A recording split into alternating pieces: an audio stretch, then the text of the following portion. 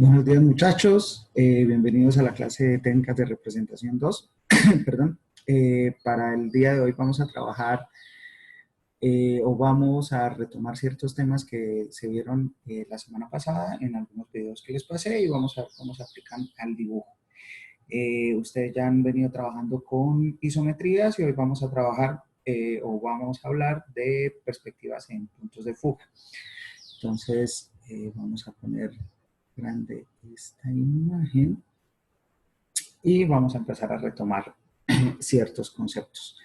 Entonces,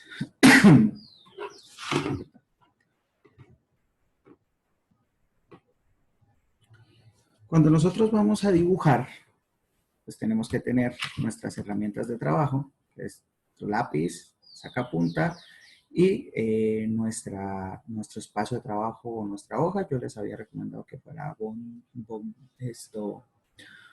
18, pero pues se vale el papel que ustedes tengan a la mano.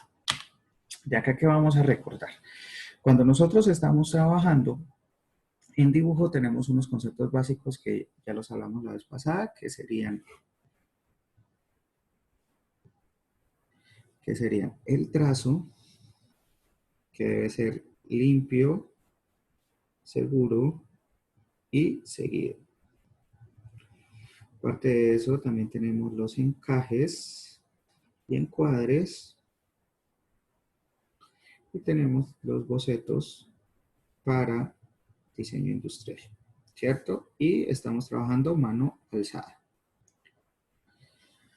Entonces, estos elementos ya los practicamos y ya se hablaron de ellos en un video pasado. Entonces, ya después de esto, había algo muy importante que se llama la planeación del dibujo. Cuando hablamos de la planeación, yo les decía que era tener en cuenta para qué es que yo lo estoy haciendo o con cuál fin de comunicación o de representación es que yo estoy haciendo mi dibujo. Entonces, como nosotros tenemos que representar o dibujar las volumetrías de los objetos que estamos diseñando y que tenemos en nuestras cabezas, de las ideas, es muy diferente mostrar algo que esté en 2 dimensiones o que esté bidimensional a trabajar con algo que me pueda mostrar la tridimensionalidad del objeto o el volumen que éste está usando. Entonces, cuando nosotros vamos a dibujar, más que todo a bocetar nuestras ideas, tenemos que trabajarlas en tridimensional. A pesar de que la composición, como yo se las muestro, la composición del bocetaje, como se los expliqué en clases pasadas, tendría una mezcla entre estas perspectivas de isometría, puntos de fuga, vistas planas, tiene una cantidad de elementos que me ayuda a comprender el objeto, pero para representar el objeto como tal desde su volumen, lo que vamos a usar es el dibujo tridimensional, más no el dibujo bidimensional. Independientemente que estemos trabajando sobre un espacio bidimensional, nosotros podemos darle esa sensación de volumen, que es lo que se llama la perspectiva. Cuando trabajamos con 2 dimensiones, estamos en bidimensional, estamos trabajando con 2 dimensiones, con la altura y con el ancho. Cuando trabajamos en 3 dimensiones, ya le sumamos a la altura, al ancho, le sumamos la profundidad, de acuerdo al plano cartesiano. Entonces, ¿cómo funcionan estas dimensiones en las representaciones? Cuando yo estoy trabajando con isometrías o en isométrico, perdón, acá no va la tilde. Cuando estamos trabajando con isometría, con isométrico, lo que hacemos es que tenemos el eje de la Y, que va a ser la altura, el eje de la X, que va a ser el ancho, y vamos a tener el eje de la Z, que va a ser la profundidad. Esto sobre mi línea de suelo me va a formar un ángulo de 30 grados y de 30 grados para que pueda ser isométrico y lo que me va a permitir que las proporciones de mi objeto sean reales. Es decir, por más grande o por más pequeño que yo lo vaya a dibujar, se van a mantener las medidas reales, las proporciones reales. Por eso lo usamos más que todo y con más exactitud lo usamos en planos técnicos para poder representar el objeto lo más real posible. Que si me hace falta alguna medida, perdón, que si me hace falta alguna medida en el plano, yo puedo sacarlo del isométrico simplemente tomando, haciendo pues, la respectiva medición y haciendo la transformación con la escala. También me sirven bocetaciones mano alzada para representar con sus proporciones reales el objeto, para que se vea más real, para que se vea mejor construido, ¿cierto?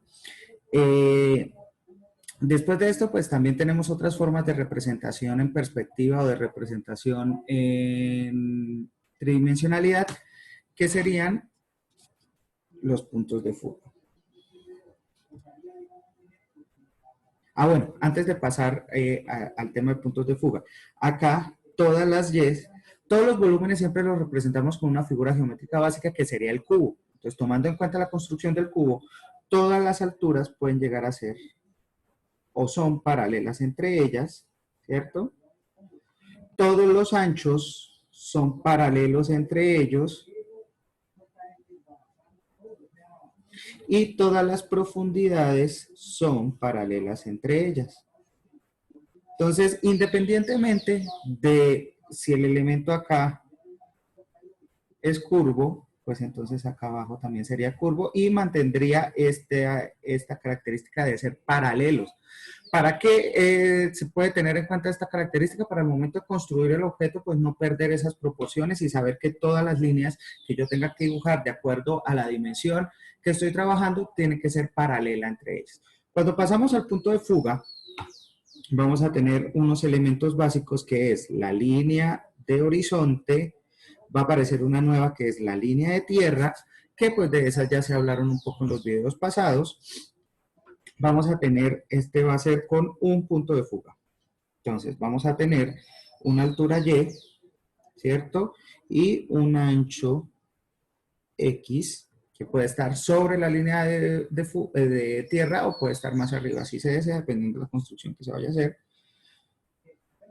Y tomamos las mismas determinaciones que tomamos en el isométrico. Todas las Y, como no están siendo fugadas o no están siendo distorsionadas, son paralelas entre ellas, y todas las X o todos los anchos son paralelos entre ellos. Acá que se va a fugar hacia el punto de fuga que tengo acá, se me van a ir las zetas o las profundidades, el eje de la Z, ¿cierto? Y así tengo la correspondencia de un punto de fuga. Si seguimos pues con la idea de las líneas paralelas, todas las alturas son paralelas, entonces acá puedo tener mi altura, todos los anchos son paralelos, entonces acá construyo mi ancho y si fugo esta parte de abajo, puedo sacar otra altura que es paralela entre sí, otro ancho que son paralelos entre sí.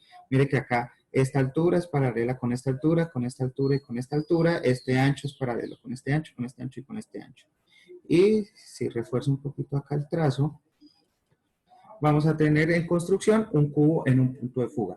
¿Para qué me sirven estas construcciones en un punto de fuga? Resulta que todo lo que esté acá sobre la cara frontal va a estar más cerca al espectador y todo lo que esté sobre la cara posterior va a estar más alejado del observador, lo que quiere decir que me puede dar una sensación bastante interesante al momento de dibujar elementos que tengan configuraciones cilíndricas dentro de su volumetría, lápices, lapiceros, armas, aviones, eh, cualquier tipo de elementos que tenga esto. ¿Listo? Cuando hablamos de dos puntos de fuga,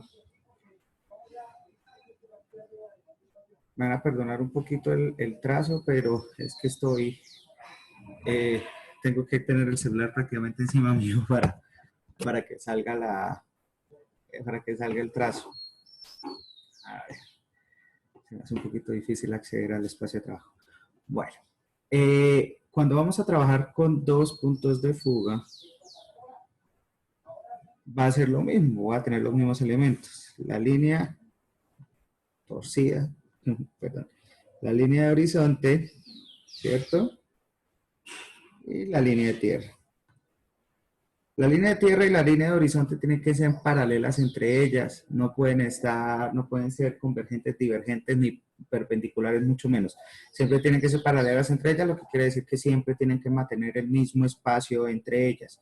Cuando estoy trabajando con dos puntos de fuga, entonces la primera dimensión con la que trabajo es la Y. Vamos a poner acá punto de fuga y acá otro punto de fuga porque son dos. Entonces lo primero que voy a marcar es la Y, que sería la altura. Y de esta altura todos los puntos que me genere una línea dentro del esquema de dos puntos de fuga o de un punto de fuga siempre van a tener que fugarse. Todo lo que voy a fugar acá hacia la derecha van a ser las zetas o las profundidades, y todo lo que fugue hacia la izquierda van a ser las X o los anchos, ¿cierto? Y ya esas dos dimensiones lo que van a hacer es disminuirse o irse o fugarse hacia estos puntos, lo que quiere decir que ya no van a conservar su característica de tener las proporciones reales, ya son proporciones distorsionadas. La única que se va a mantener es la altura, que es la Y, y igual que con un punto de fuga, entonces yo puedo determinar que por acá va el cierre de mi cubo y es paralelo acá. Acá marco mi ancho, que es paralelo a esta altura, y lo que hago es fugar los puntos que me aparecen, fugo abajo, y ahí puedo construir